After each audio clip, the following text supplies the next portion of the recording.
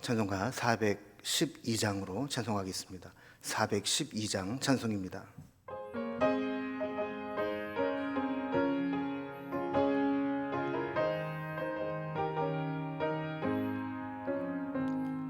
내 영혼의 극히 깊은 데서 맑은 가락이 울려나네.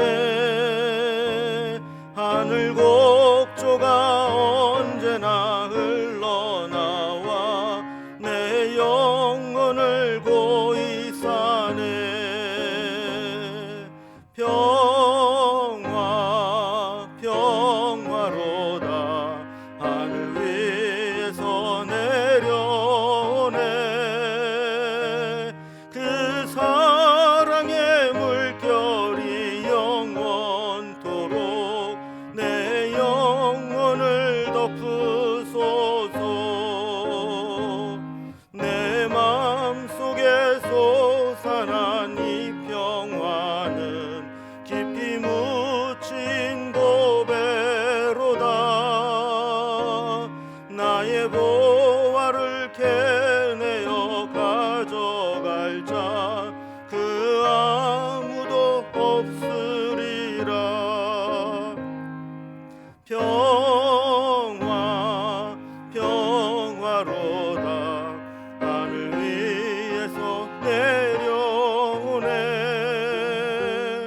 그 사랑의 물결이 영원토록 영혼을 덮으소서. 내 영혼의 평화가 넘쳐남은 주의 준복을 받음이라. 내가 주야로 있어 내 영혼이 편히 쉬네. 평화 평화로다 하늘 위에서 내려오네. 그 사랑의 물결이 영원토록 내 영혼을 덮으소서.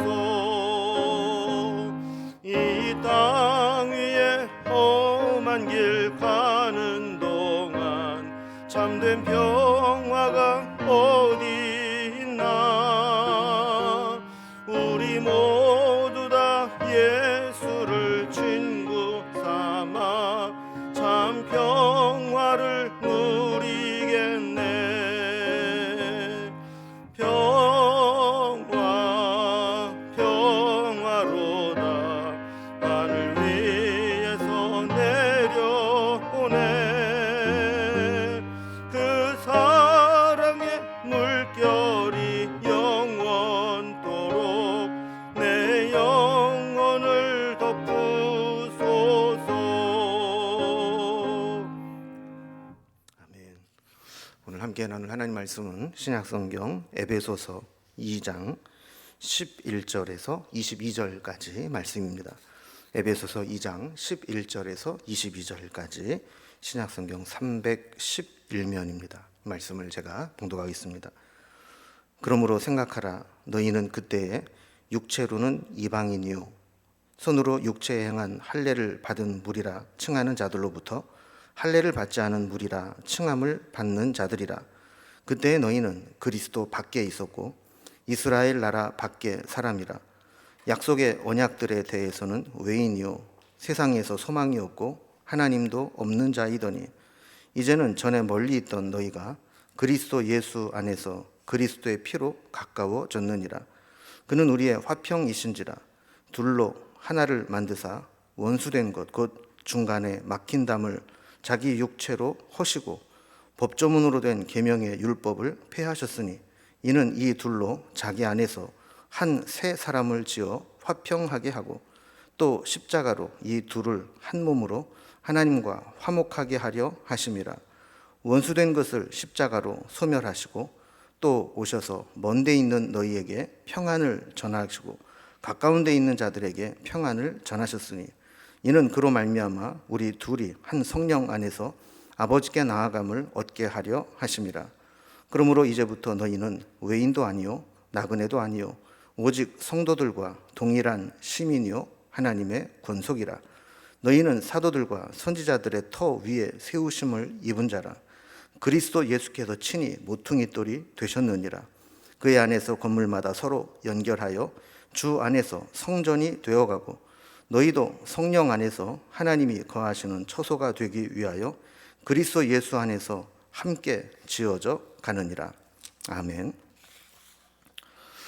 사도 바울이 복음을 들고 세상으로 나아가게 되면서 이방인 지역에도 교회가 세워지게 되었습니다. 그 교회에는 자연스럽게 디아스포라로 먼저 와 있던 유대인들 중에서도 복음을 받아들이고 교회로 들어온 사람들이 있었고, 또 그 현지에 살고 있었던 이방인 중에서도 복음을 듣고 교회 안으로 들어온 이들도 있었습니다. 문제는 유대교적 선민의식을 가지고 있었던 유대인 출신들과 또 이방인 중에 복음을 받아들이고 교회에 들어온 사람들 사이에 이 보이지 않는 이 장벽이 있어서 역시 교회의 본질을 훼손할 정도로 심하게 이 둘 사이에 담이 있었다라는 것입니다. 비단 에베소 교회뿐만 아니라 바울이 전도 여행을 통해 세운 교회들이 공통적으로 가지고 있었던 문제였던 것이죠. 이에 대해 바울은 우리가 어떻게 구원받았는지, 그리고 예수님께서 이 교회를 어떤 교회로 세우기를 원하셨는지를 설명하면서 이 교회 안에는 이런 모든 장벽들이 허물어지고 그리스도 안에서 하나가 되게 하시는 것, 이것이 교회의 본질임을 강조하게 됩니다. 오늘 본문이 그런 내용을 다루고 있는데 한번 내용을 단락별로 좀 구분을 해보면, 먼저 11절에서 13절까지는 이방인 이 성도들이 과거에는 어떠했는데 지금은 복음 안에서 어떻게 되었는지를 설명을 합니다. 그리고 14절에서 18절까지는 이 이방인과 유대인들이 하나 되게 하기 위해서 그리스도께서 하신 일이 어떤 것들이 있는지를 소개하죠. 그리고 마지막에 보면 주 안에서 하나가 되는 교회가 되는 것들을 설명합니다. 자, 이제 단락별을 좀 살펴봅니다. 이제 첫 번째 단락은 이방인 성도들이 과거에는 어떠했고 복음 안에서 지금은 어떤 모습이 되었는지를 설명합니다. 자, 바울은 먼저 이렇게 에베소 교회 안에 있는 이방인 출신들로 교회에 들어오게 된 성도들에게 예수 믿기 이전과 믿은 이후의 모습을 비교해서 설명을 합니다. 11절에 보면 그러므로 생각하라. 너희는 그때 육체로는 이방인이요 손으로 육체의 행한 할례를 받은 무리라 칭하는 자들로부터 할례를 받지 않은 무리라 칭함을 받은 자들이라 그랬습니다. 여기 보면 앞부분에 생각하라 라는 말이 있는데, 이 생각하라 라는 말은 너희가 구원받기 이전에 어떤 상태였는지를 기억하라 라는 의미입니다. 그래서 유대인들이 볼 때 이방인들은 비록 지금 교회 안에 들어와 있다 할지라도 그들이 볼 때는 육체적으로, 혈통적으로는 여전히 이방인으로 바라보고 있다는 거예요. 그래서 유대인과 이방인을 구분짓는 가장 외적인 큰 차이는 할례인데, 할례를 받은 유대인들이 볼 때 이방인들은 그저 할례 받지 않은 이방인으로 보일 수밖에 없다라는 겁니다. 또한 12절에 보면 그들은, 이방인들은 그리스도 밖에 있었고 이스라엘 나라에서도 밖에 있는 자들이라고 구분을 한다라는 겁니다. 무엇보다도 하나님의 언약의 약속에 대해서 해당 사항이 없는 예외자들, 외인이었고 세상에서 소망도 없고 하나님도 없이 살아왔던 자들이라는 겁니다. 한마디로 말하면 하나님의 은혜와 구원과 축복과는 전혀 무관한 삶을 살았던 자들이라는 거죠. 그러나 이것은 어디까지? 예수 그리스도께서 오시기 전까지의 상태였습니다.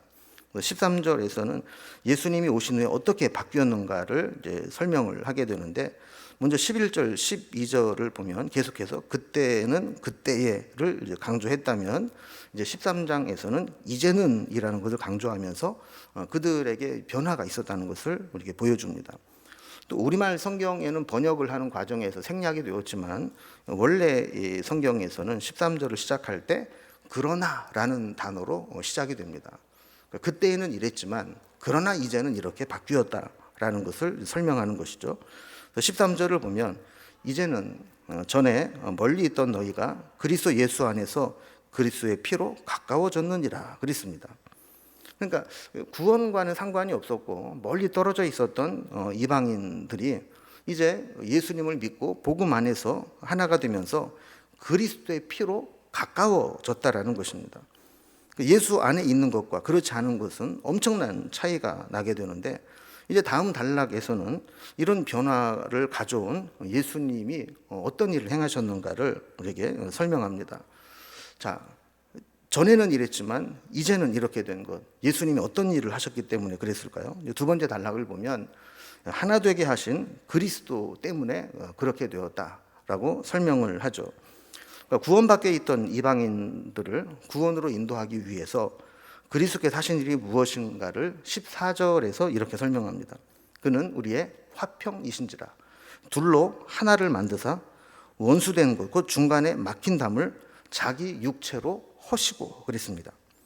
그러니까 그리스도 이전에는 엄연히 이 둘 사이에 차이가 존재했고 그 차이를 구분짓는 담이 있었다는 것을 인정하는 것이죠. 그러니까 독일의 베를린 장벽이 있었던 것과 같이, 또 우리나라에 지금도 휴전선이 있는 것과 같이 서로 넘나들 수 없는 그런 이제 담이 있었다라는 거예요. 그 담을 사이에 두고 서로 원수처럼 살았다는 겁니다. 그런데 그 막힌 담이 허물어지는 사건이 일어났습니다. 그것이 예수님의 십자가입니다. 그래서 그리스도께서 자기 육체로 그 담을 허무셨다라고 말씀하는 거죠. 예수님께서 십자가에서 죽으실 때 그 담이 허물어졌다라는 거예요. 그 담이 뭐냐면 지금까지 내려온 율법의 법조문이었다는 겁니다. 15절에 보면 법조문으로 된 계명의 율법을 폐하셨으니 이는 이 둘로 자기 안에서 한 새 사람을 지어 화평하게 하시고 그랬습니다. 그러니까 율법을 가지고 있느냐 가지고 있지 않느냐, 율법을 지키고 있느냐 지키지 않느냐, 이 차이가 엄청나게 엄격한 구분을 하는 담의 역할을 했다라는 겁니다. 그런데 주님께서 이 율법의 담을 허무셨다라고 말씀하는 겁니다. 그래서 이제는 율법이 중요한 게 아니고 그리스도 안에 있기만 하면 누구나 다 새로운 한 새 사람을 지어 화평하게 하셨다라는 겁니다. 누구든지 그리스도 안에 있으면 새로운 피조물이고 형제요 자매가 되었다는 것이죠. 이것을 16절에 보면 십자가로 유대인과 이방인을 한 몸으로 하나님과 화목하게 하려 하심이라 그랬습니다. 그러니까 율법으로 하나님과 화목하게 되는 것이 아니고 그리스도의 십자가로 하나님과 화목하게 되는데, 결국은 유대인도 율법으로 화목하게 하는 것이 아니라 십자가가 필요했고, 이방인도 하나님을 화목하게 하기 위해서는 율법이 아니라 십자가가 필요했다라는 겁니다. 본질상 진노의 자녀였던 우리가 십자가에서 함께 하나님과 화목하게 되었다라는 것이죠. 그래서 17절 말씀을 보면 또 오셔서 먼 데 있는 너희에게 평안을 전하시고 가까운 데 있는 자들에게 평안을 전하셨으니 그랬습니다. 여기에 먼 데 있는 너희는 이방인 출신의 성도들을 의미하고 가까운 데 있는 자들은 유대인 출신의 성도들을 의미합니다. 그러니까 율법에 있을 때에는 이방인은 멀리 있었고 유대인들은 가까이 있었지만 십자가 앞에서는 누구나 다 동일한 선상에서 함께 있다라는 거죠. 유대인이든 이방인이든 십자가 앞에는 다 같다라는 겁니다. 십자가 안에서 유대인이든 이방인이든 주님이 주시는 평안을 얻게 되었다라는 것에서 복음은 시작된다라는 겁니다. 그래서 이전에는 서로 넘나들 수 없는 그런 막힌 담이 있었지만 이제는 그 담이 허물어지면서 하나가 되었습니다. 그래서 함께 십자가의 은혜를 붙잡고 하나님께 나아갈 수 있게 된 것이죠.